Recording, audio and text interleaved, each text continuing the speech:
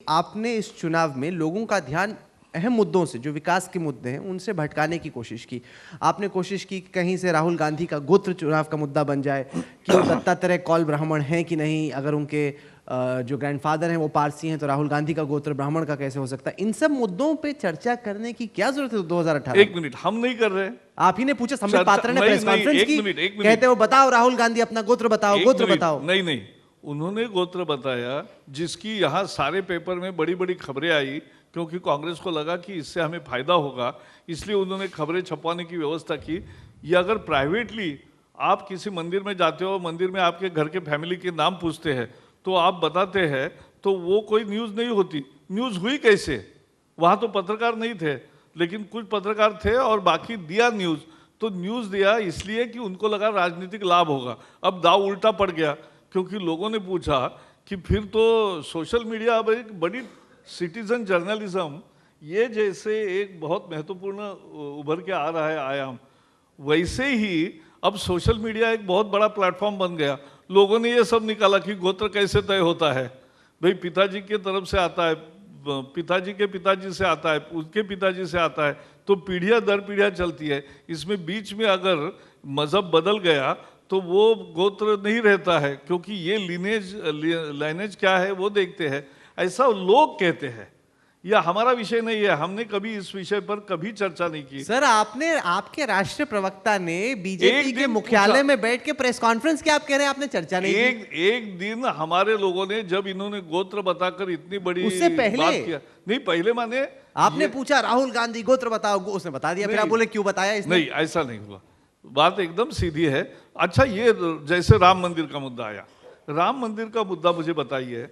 हमने तो निकाला नहीं था, क्योंकि हमारे लिए वो आस्था का विषय है। हमारी भूमिका स्पष्ट है कि जहाँ राम मंदिर बना है, राम लला जहाँ पैदा हुए हैं, वहाँ राम मंदिर बनना चाहिए और बनेगा, यह हमें विश्वास है। अभी सुप्रीम कोर्ट में है तो उनके द्वारा ये बनेगा, यह हमें पूर्ण विश्वास है। अब क्या हुआ, थरूर ने कहा गुड हिंदू बैड हिंदू। थरूर ने कहा कि जो अच्छा हिंदू है वो वहाँ मंदिर नहीं चाहेगा, इससे विवाद पैदा हुआ। तो हमने कहा कि सभी हिंदू चाहते हैं, और अच्छे बुरे ऐसे हिंदू में या किसी में भी हम भेद नहीं करते। सभी देश के 130 करोड़ लोग देशभक्त हैं, 130 करोड़ लोग ये देश के लिए काम करते हैं, और 130 करोड़ लोगों का भरोसा हम पर है, और 130 करोड़ लोगों को न्याय देना ये भी हमारा काम है। ऐसा कहा जाता है कि राजनीति में एक चेक एक बार आप इनकैश कर सकते हैं। अभी पिछले वीकेंड पे हमने देखा कि वीएचपी का, शिवसेना का बड़ा कार्यक्रम हुआ अयोध्या में। लोगों ने कहा 5 लाख लोग आएंगे, 7 लाख लोग आएंगे। जब लोग आए तो कुछ हजार लोग आए। आपको लगता है कि कहीं ना कहीं जितना बीजेपी को लगता है कि राम मंदिर के मुद्दे को भुनाया जा सकता है चुनाव में, अब वैसा है नहीं, वो चेक कैश हो चुका है? मेरा कहना है ये सिमिलीज जो है, तुलना जो उपमा होती है, हिंदी में क्या कहते हैं मुझे पता नहीं, लेकिन जो तुलना होती है, जो उपमा होती है, जो एक सिमिली दिखाते हैं, वो एक उदाहरण होता है, वो कोई संपूर्ण सत्य नहीं होता है।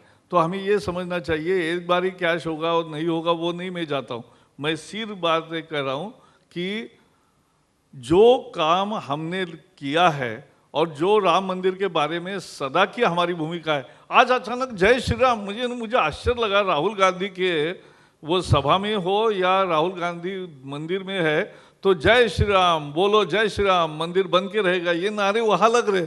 मैंने देखा, मैंने पूछा अरे कोई बीजेपी के कार्यकर्ता तो वे नहीं है ना, गए, लेकिन नहीं। अब क्योंकि कांग्रेस के मन में भी ये था, कार्यकर्ताओं के मन में, लेकिन नेता परमिशन नहीं देते थे। कोई हिंदुइज्म पे मोनोपोली थोड़ी है बीजेपी तो हमने कहा अरे आप करो, लेकिन लोग समझते हैं चुनावी परिक्रमा कौन सा है। राहुल गांधी का सबसे बड़ा दिन कौन सा आज तक के इतिहास में, उनके पर्सनल जीवन में?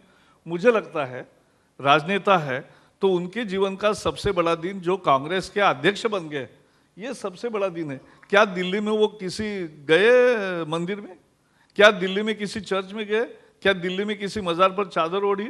नहीं ओढ़ी। आपको कैसे मालूम नहीं गए? नहीं, मैंने पता किया। अच्छा। और आज मैं पब्लिकली पूछ रहा हूं, बताओ गए थे क्या उस दिन मंदिर में? नहीं गए थे, क्योंकि इनकी मंदिरों में या धर्म में आस्था नहीं है, इनका चुनावी परिक्रमा होती है, ये मुद्दा महत्वपूर्ण है। ये बात तो कुछ हद तक सही है। जितना आप चुनाव के चक्कर में जाने लगे हैं, पहले इतना कहाँ जाते थे मंदिर में? तो नहीं जाते। लेकिन उन्होंने कहा कि हम तो हमेशा जाते हैं, इतना जाते पर हैं। इंडिया टुडे कॉन्क्लेव में सोनिया गांधी आई जी, तो उनसे ये सवाल पूछा गया कि अब आप मंदिर जाते हैं कैमरे के साथ जाते हैं, तो उन्होंने कहा कि हम तो पहले से जाते थे, हम केवल पब्लिसाइज नहीं करते थे, अब बीजेपी के चक्कर में हम भी पब्लिसाइज करने लगे। नहीं तो चक्कर में क्यों करना कुछ काम, मन से करो। तो मन नहीं, से उन्होंने कहा मन करते से तो हम उसका पहले भाव से ही करते थे। नहीं ना बाबा, इंदिरा जी का अलग था, राजीव का एक अलग था, राहुल का अलग है, हर एक का अलग है और अलग होने का अधिकार है, मैं ये भी मानता हूँ। लेकिन आज जो कर रहे हैं अचानक एकदम जो उमड़ के आते हैं, और जब 3 तलाक का हम बिल लाते हैं तो विरोध करते, जब हम मंदिर का कोई विषय निकालेंगे तो ये विरोध करेंगे, ये प्रत्यक्ष विरोध करते। उनके वकीलों ने कहा कि जुलाई तक सुनवाई न हो, और उसके बाद उन्होंने ये भी कहा कि राम मंदिर का, राम का अस्तित्व ही नहीं। 2006 में जब राम सेतु का विषय निकला तोड़ने का, तब सुप्रीम कोर्ट के सामने कांग्रेस का, सरकार का हलफनामा है कि राम एक काल्पनिक पात्र है, वो कोई व्यक्ति नहीं थे, वो कोई ईश्वर नहीं थे, और वो राम ये एक कथा कल्पना है, इससे ज़्यादा कुछ नहीं है। ये उनकी ऑफिशियल भूमिका है।